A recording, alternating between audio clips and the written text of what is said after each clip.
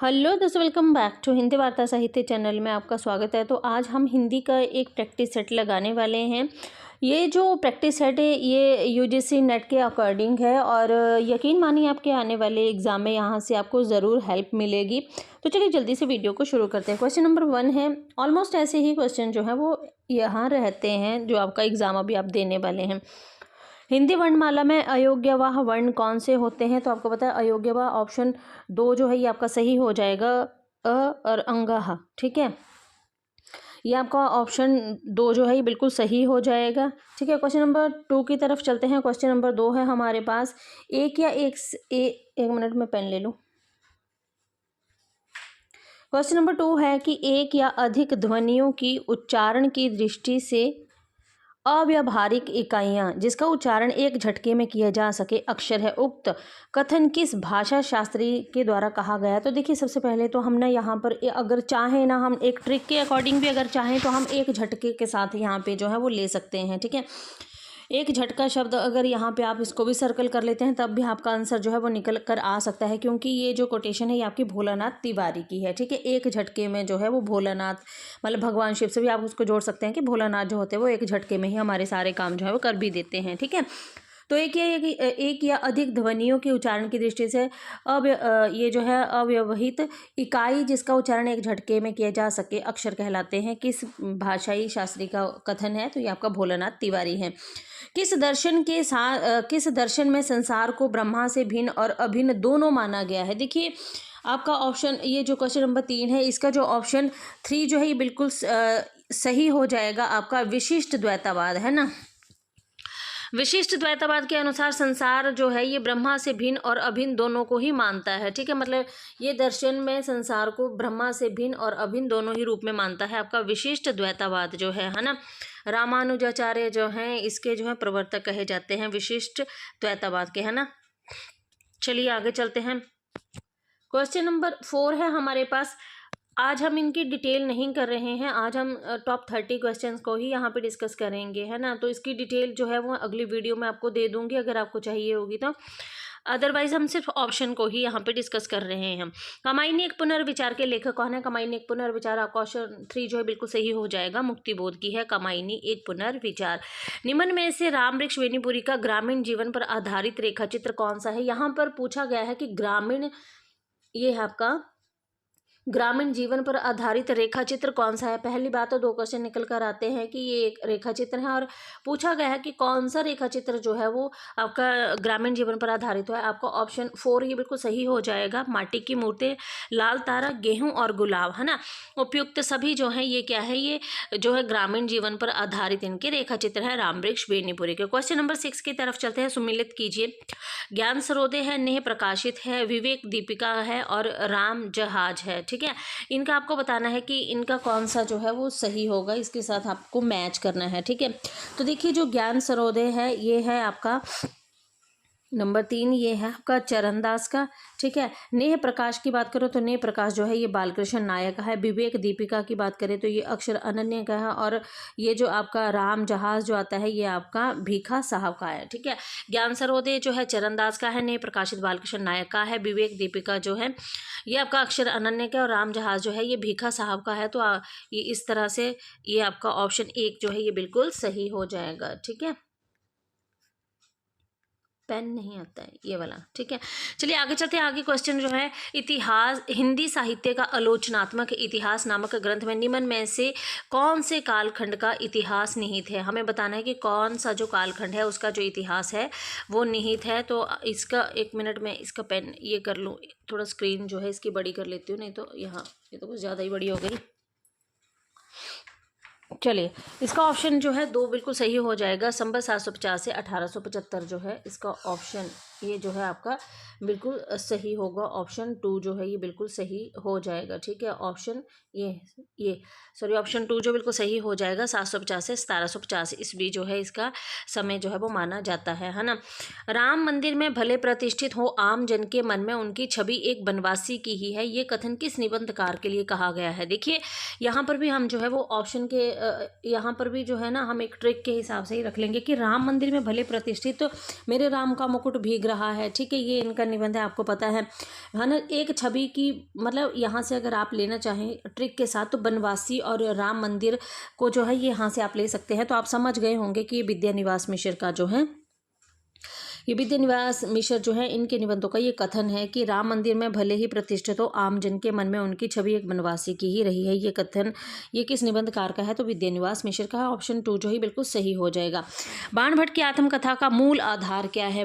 ये जो क्वेश्चन है बहुत इंपॉर्टेंट है, आपको पता है यहाँ से क्वेश्चन जो है बनता ही बनता है। तो आपका ऑप्शन 1 जो है बिल्कुल सही हो जाएगा। मिस कैराथाइन ये जो थी, कैथराइन जो थी, इसका शोध ग्रंथ था ये, है ना। मिस कैथराइन का शोध ग्रंथ है ये। ऑप्शन 1 जो है ये बिल्कुल सही हो जाएगा आपका, ठीक है। मिस कैथराइन का शोध ग्रंथ, है ना, इसका मूल आधार है। मतलब इंपॉर्टेंट है, वेरी वेरी इंपॉर्टेंट जो है वो हम इसको कह सकते हैं, वेरी वेरी इंपॉर्टेंट इसको हम कह सकते हैं, क्योंकि ऐसे ही क्वेश्चन जो है वो एनटीए पूछता भी है ना।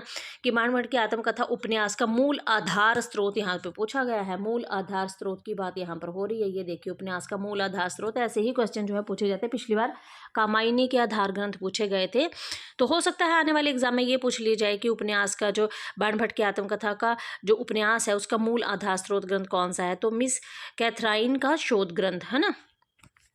आगे चलते हैं। आगे है क्वेश्चन की दलित साहित्य तुलसीराम ने किस पत्रिका का संपादन किया है? ठीक है, दलित साहित्यकार जो तुलसीराम है, ठीक है, तुलसीराम जो है, इन्होंने जो है वो किस पत्रिका का संपादन किया है? तो आपको पता है कि तुलसीदास जो थे, इन्होंने भारत, ये ऑप्शन 2 बिल्कुल सही हो जाएगा। भारत अश्वघोष जो थी इनकी पत्रिका है ना, उसका संपादन जो है इन्होंने किया है। तो तुलसीराम क्या थे? ये दलित साहित्यकार हैं और इन्होंने भारत अश्वघोष नामक जो पत्रिका थी उसका संपादन किया था। निम्न में आगे चलते हैं। निम्न में से प्रतिभा का एक प्रकार नहीं है, ठीक है, प्रतिभा का एक प्रकार नहीं है। तो आपको बताना है सहजा, शक्ति, आहार्य और औपदेशिकी, है ना। तो आपका ऑप्शन 2 जो ये बिल्कुल सही हो जाएगा। शक्ति जो है ये प्रतिभा का एक प्रकार नहीं है। सहजा हो गया, आहार्य हो गया, औपदेशिकी हो गया, ये क्या है? ये प्रतिभा के प्रकार है, जबकि शक्ति जो है वो नहीं है ना।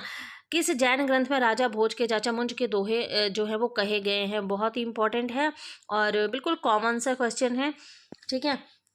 आपको पता है कि ये जो ग्रंथ है ये प्रबंध चिंतामणि ने कहा गया है। प्रबंध चिंतामणि जो है ये मेरुतुंग का है। मैंने पीछे जो वीडियो डाली थी उनमें डिस्कस भी किया था इस चीज़ के बारे में, है ना। कुमारपाल प्रतिबोध है, महापुराण है, पाहुड़ दोहा है, इनको हमने डिटेल के साथ वहाँ पे डिस्कस किया हुआ है। तो प्रबंध चिंतामणि में जो है वो राजा भोज के चाचा मुंज के दोहे कहे गए हैं। मुंज को जो है वो शुक्ल ने हिंदी का पहला कवि जो है माना है।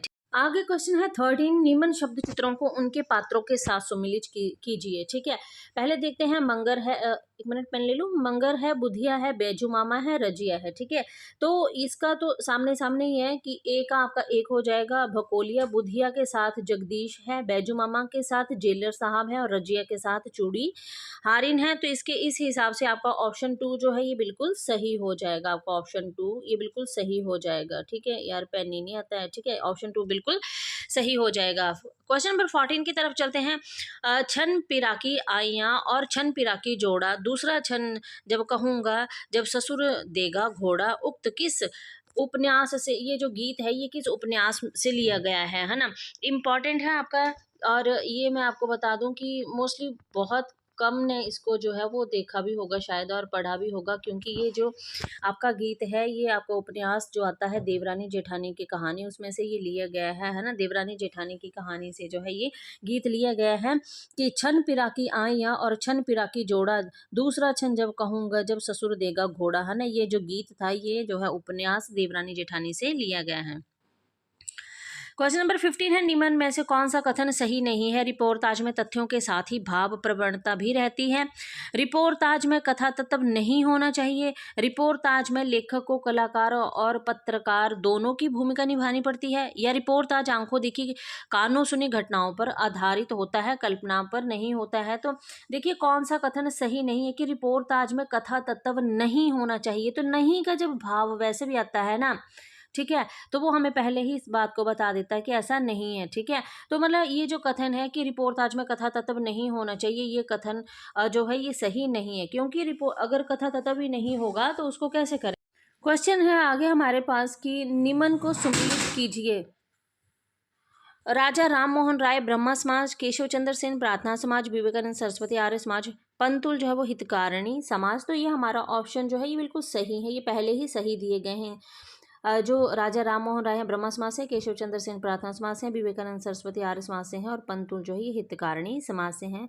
तो इसलिए हमारा जो है बिल्कुल सही है ना। इसी हिसाब से तो हमारा ऑप्शन ए जो है ये बिल्कुल सही हो जाएगा, है ना।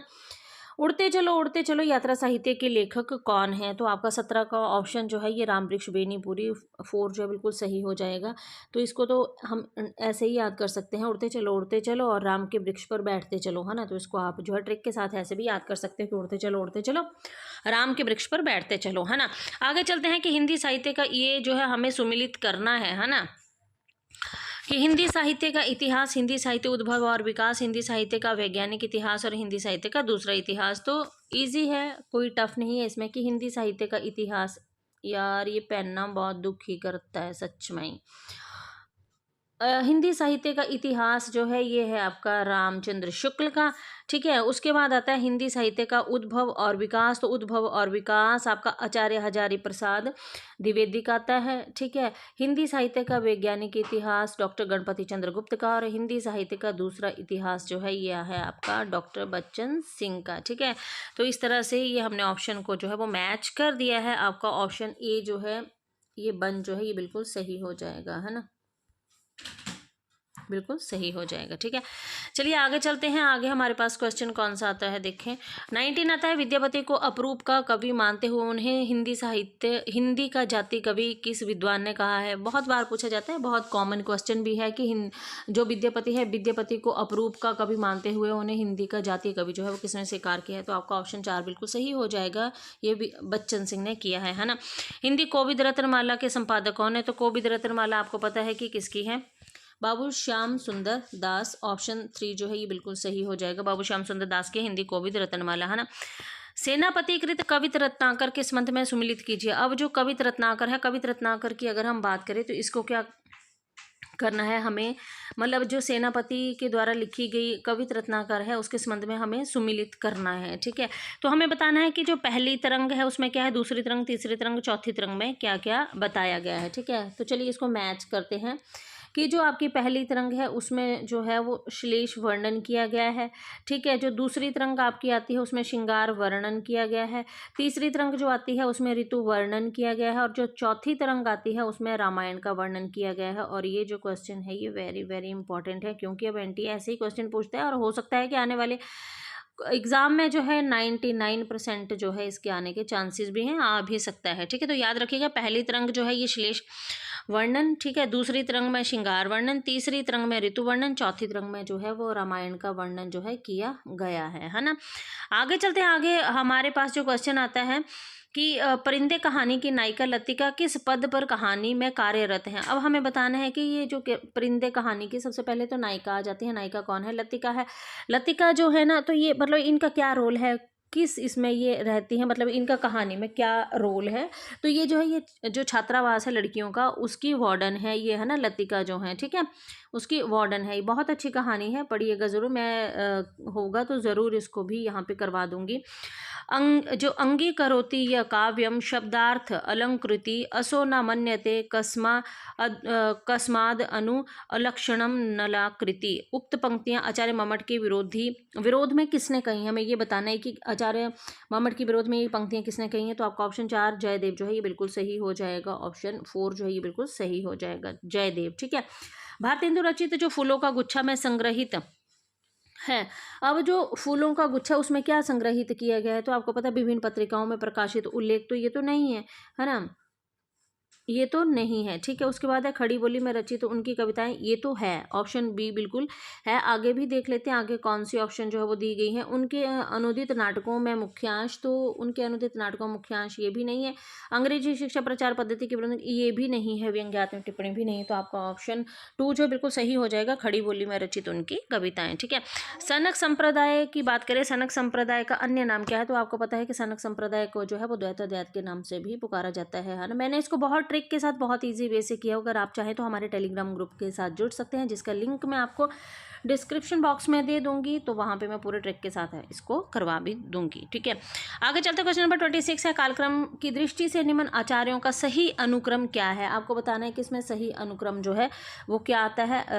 माधवाचार्य, रामानुजाचार्य, वल्लभाचार्य, ये तो नहीं आते हैं पहले, ठीक है। रामानुजाचार्य, हाँ बिल्कुल रामानुजाचार्य पहले आते हैं, पर माधवाचार्य तो उसके बाद नहीं आते, निम्बार्क, तो ये भी गलत हो गया।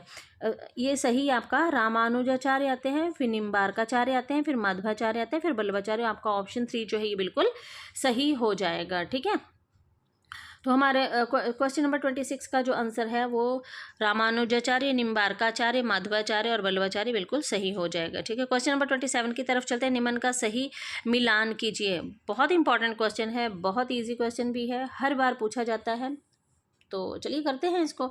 हमसे पूछा गया है यार, ये हमसे पूछा गया है कि जो निम्न का सही मिलान करना है, कार्य अवस्था है और अर्थ प्रकृति जो है वो हमें बताई गई है। देखिए, आरंभ प्लस बीज जो होता है वो मुख संधि है, प्रयत्न बिंदु जो है प्रतिमुख संधि है, प्रत्याशा प्लस पताका जो गर्भ संधि है, नियताप्ति और प्रकृति जो है ये विमर्श संधि है। ये आपका बिल्कुल सही दिया गया है। ठीक है, ये बिल्कुल सही है कि आरंभ और बीज जो है ये मुख संधि में होते हैं, प्रयत्न और बिंदु जो है ये प्रतिमुख संधि में होते हैं, प्रत्याशा और पताका जो ये गर्भ संधि में होते हैं, नियताप्ति प्रकृति जो है ये विमर्श संधि में होते हैं। तो ये जो है ये भी वेरी वेरी इंपॉर्टेंट क्वेश्चन है।